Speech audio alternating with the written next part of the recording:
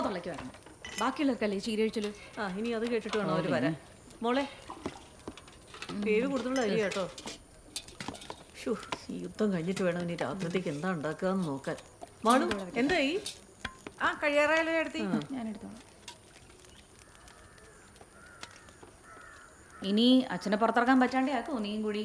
പുറത്തിറങ്ങിയ അച്ഛനെ ആരെങ്കിലും പിടിച്ച് തിന്നു. അപ്പൊ ഞാൻ പറയണേനായി കുറ്റംല്ലേ.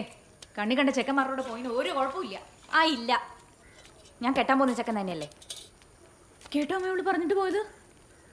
നീ ഒന്നും മിണ്ടാതിരിക്കുന്നുണ്ടോ പൊന്നോ? ഞാൻ മിണ്ടിക്കൂടാ, ആയിക്കോട്ടെ.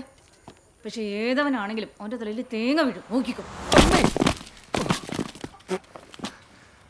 അല്ല നിങ്ങളെന്താ കളിക്കുക? തെങ്ങിന്റെ മാറിക്കണ വയസ്സാം കാലത്ത് കൊലക്കൊരു ജയിലിൽ കയറ്റുക.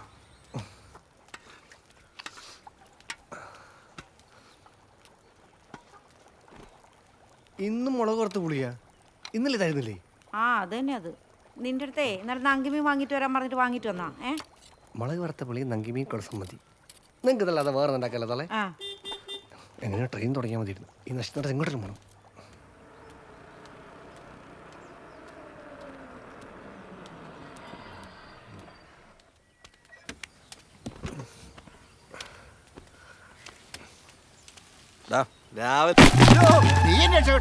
നിങ്ങൾ ആളെ കൊല്ലാനാണോ എന്റെ മേലെ കയറിയിരിക്കണേ? വെട്ടിയ തേങ്ങ പിന്നെ താഴേക്കല്ലാതെ മേലോട്ട് പോകണേ ചക്ക. നിങ്ങൾ അവിടെ നിന്ന് പിടി വന്ന് വിട്ടു നോക്കി, അപ്പൊ കാണാം മേലേക്ക് പോവോ താഴേക്ക് പോവോന്ന്. സമാനമല്ല നിനക്ക്. അല്ല എന്താ എന്റെ ഉദ്ദേശം? എന്ത്? എടാ പൊലം കെട്ടവനെ നാടകം കളിക്കണ്ടേന്ന്. അടുത്ത ആരെ കൊല്ലാൻ പോവാണ്? ഓടേക്ക. എടാ റിഹേഴ്സൽ നോക്കണ്ടേ?